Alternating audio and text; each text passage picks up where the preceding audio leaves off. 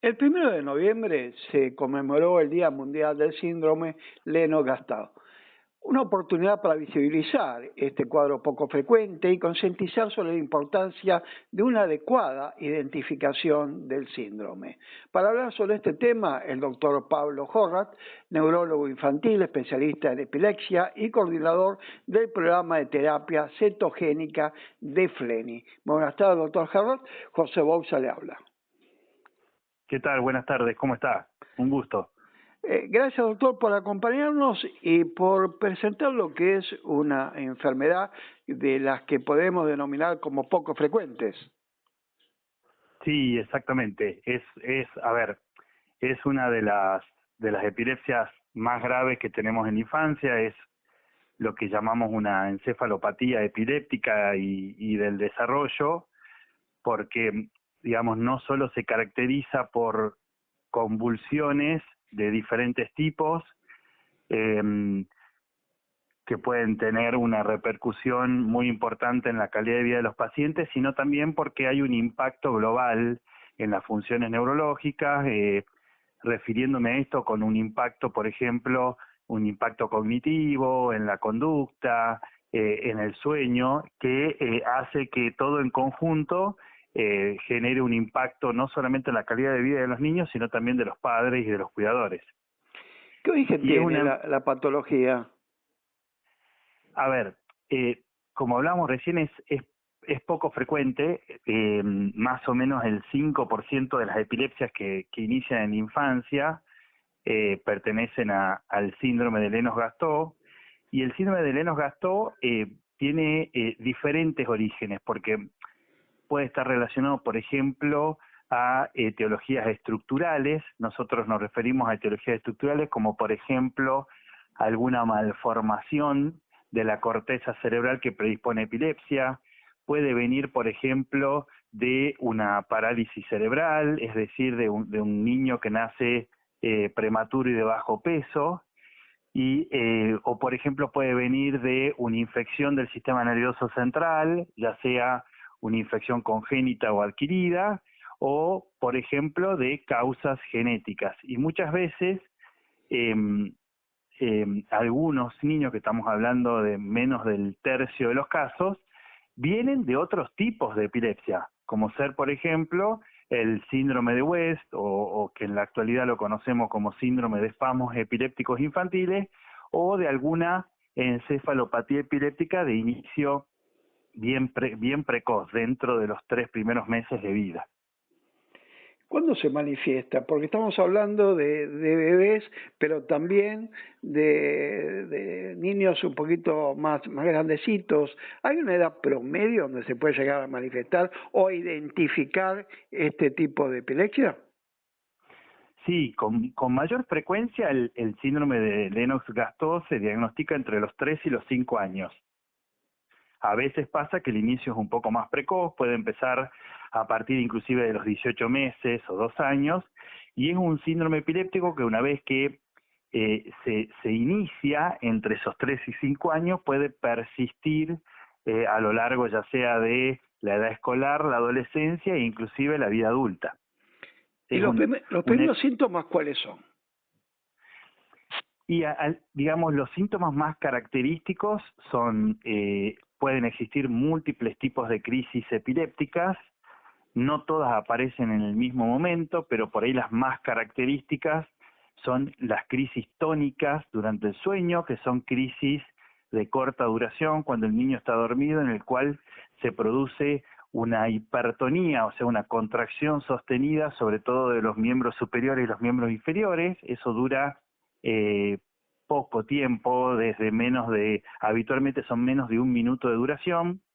Pueden presentarse también crisis que se conocen como crisis atónicas, que son crisis en las que se pierde el tono muscular. Es como si a alguien directamente se lo desconectara, y esas crisis pueden generar caídas, y esas caídas obviamente que pueden ocasionar golpes y poner en riesgo el riesgo físico de la integridad física de ese niño.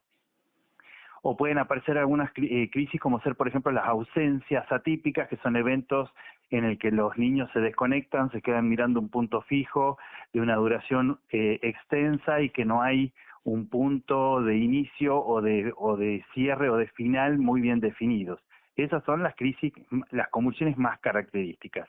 Y después, a medida que va evolucionando, bueno, empieza esto que les mencioné, ¿no? El impacto cognitivo y el impacto en la conducta. ¿Qué podemos entender sobre esta patología? ¿Puede tener una curación? ¿Puede tener un control? ¿Cuál sería el destino, ¿no?, de estas criaturas?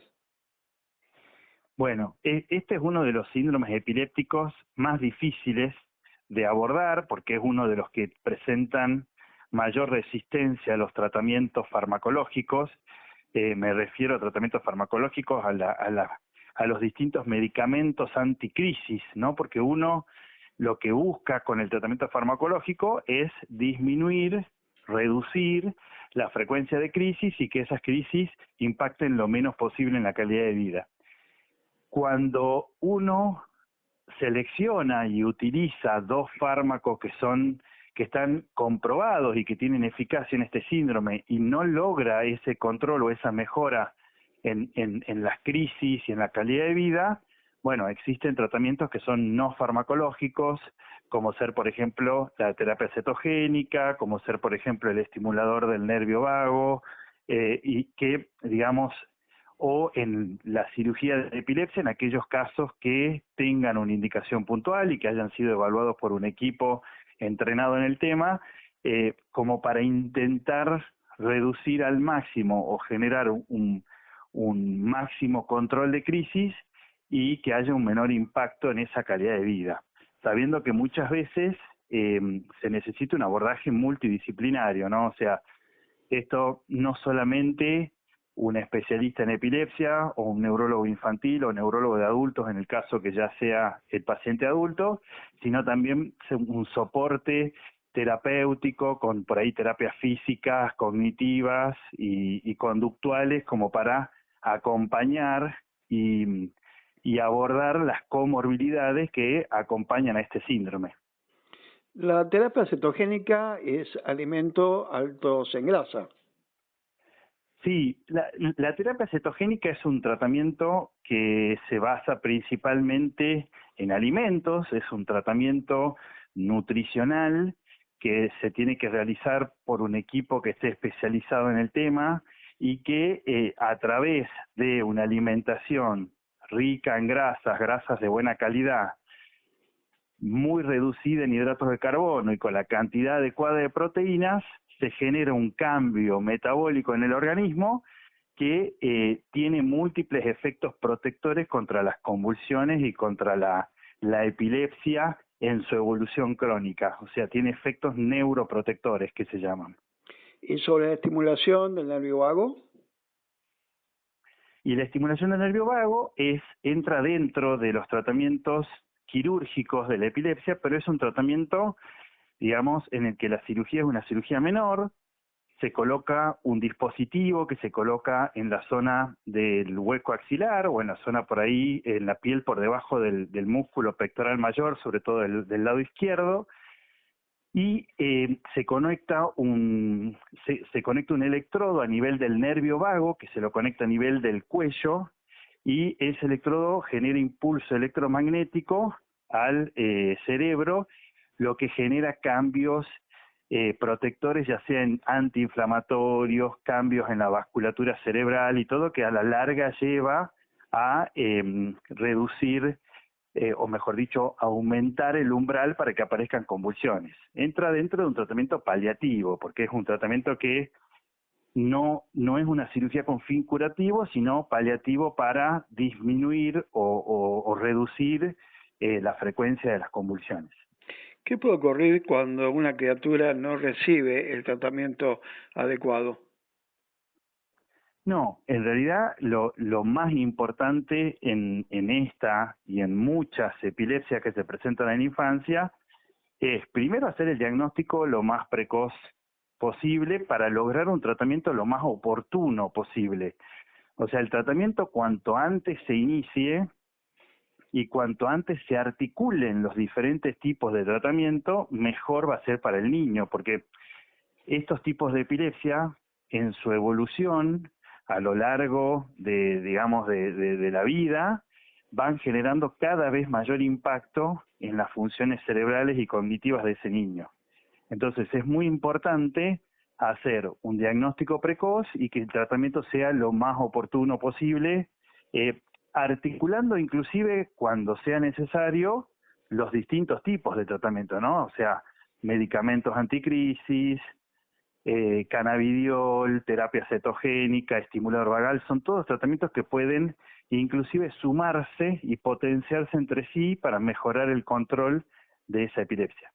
Estamos hablando de niños, pero esos niños crecen.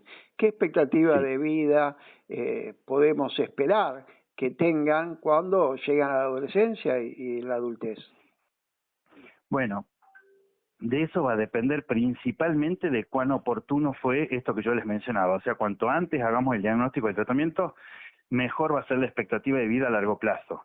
En su evolución pueden ir apareciendo, digamos, manifestaciones cognitivas, conductuales y a veces algunas inclusive motoras que van a ir impactando en la calidad de vida de ese paciente. Y por ahí esto es importante porque muchas veces uno tiene que mirar al paciente con este tipo de epilepsia de manera global, no solamente lo neurológico, sino hacer bien un abordaje multidisciplinario, porque son pacientes que suelen tener mayores dificultades gastrointestinales, que eso obviamente impacta en la calidad de vida, pueden tener manifestaciones respiratorias, pueden tener manifestaciones de otros tipos que digamos, impactan en la calidad de vida de ese paciente. Entonces siempre es importante un abordaje multidisciplinario.